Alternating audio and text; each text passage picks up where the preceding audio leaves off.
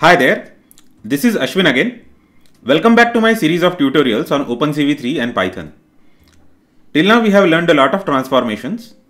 In the last video lecture we saw how to calculate an affine transformation of an image. So in this tutorial we are going to have a look at how to calculate the perspective transformation of an image. So let's first of all compare between affine and perspective transformations. So just like affine transformations, the parallelism between the lines, in an image is preserved when we calculate or compute the affine transformation of an image. So there are a couple of functions which help us to calculate, compute or calculate affine transformation of an image. So we just need to provide the number of points to this function, get perspective transformation, and when we provide the arguments to this function get perspective transform, it is going to return a matrix, just like we get it in get affine transform. So this is the program which illustrates, this is the last program that we saw, that how to calculate affine transform and then how to apply this affine transform on an image. So here we are using 3 points. In case of perspective transformation, we will have to use 4 points. So we will just make the modification in the same program and then changed perspective. So we will just make the modifications in the same program and let's see what happens. So let's define 4 points in order to calculate the matrix. First. So the first set of 4 points corresponds to the set of points in the input image. So this point 1, so point 1 is nothing but the set of 4 points and it corresponds to the input image. And again, make sure that the points are not collinear. It means that all the 4 points should not lie in the same line. So let's key in appropriate values 0, 0, 400, 0,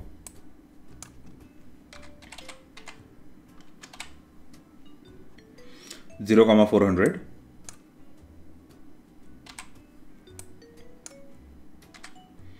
and finally 400, 400.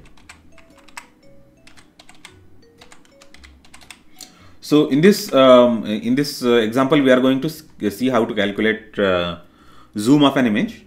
So zoom operation we are implementing.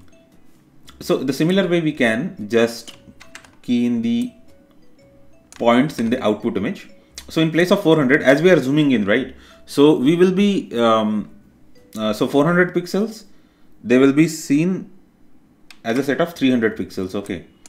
So just make all these things 300, right, and the image that we are going to use is going to be same 4.2.01.tiff. So in place of get affine transform, we will just use get perspective transform. As this is a perspective transform, we will just rename the matrix as P. However, we can just even keep it as A and it won't matter as long as we use that variable consistently all around the program. And finally, warp perspective. So we just wrote the program. We were in the middle of discussing.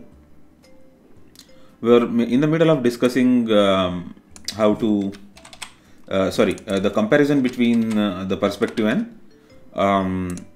perspective as well as affine transform. So from the program we can clearly see that the functions that we are using for affine transformation and perspective transformation are quite similar. So here in affine transformation we use get affine transform, and in perspective transformation we use get perspective transform. So here we use warp affine and here we use warp perspective. In affine transformation we need a set of 3 non-collinear points. In perspective transformation we need a set of 4 non-collinear points. So non-collinear refers to the set of points which are not in the same line. So this is how we can calculate the transformation, affine transformation and perspective transformation. So let's execute this program and let's see what the output is gonna be. Okay, so this is how the image looks. Now if you have already observed it, the image has been zoomed in. Okay, and this is the transformation matrix that is computed by get perspective transform. In case you are very good with mathematics and stuff, you can even calculate this matrix manually, and then you can apply this matrix directly on using this warp perspective. Correct. So you can do a lot of stuff with this. So you can even shrink in the image, right? You can zoom out the image. You can make it 500, 500, and 500, 500. So we just zoomed in. Okay, so this is zoom in operation in maps. We can even zoom out. So let's see the difference between the output matrix as well as the output image. Yeah, I guess we zoomed out, have we? Oh, I'm not sure why it is not zooming out.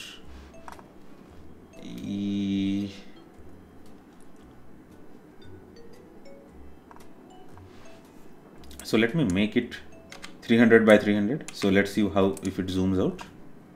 Yeah, it has zoomed in again, I guess. So let's make it 600 by 600. So it will zoom out. Yeah, it has zoomed out, I guess. Or let us make it 700 by 700. Yeah, it has zoomed out. So this is how we can zoom in and zoom out. We can perform all these operations of zooming in and zooming out based on changing the perspective and all. So this is how we can use perspective transformation for implementing zoom in and zoom out operations on an image. So in this particular series of last 7 to 8 tutorials, we saw various transformations. So let me summarize all those transformations. We saw scaling. We also saw rotation. We saw affine transformation. And we saw perspective transformation. Okay, so these are all the transformations we saw in the series of last 7 or 8 videos. And you can, we also saw like a couple of mini projects for, it's not projects, it's projects for applying on images and live webcam feed. So you can use all these transformations in conjunction.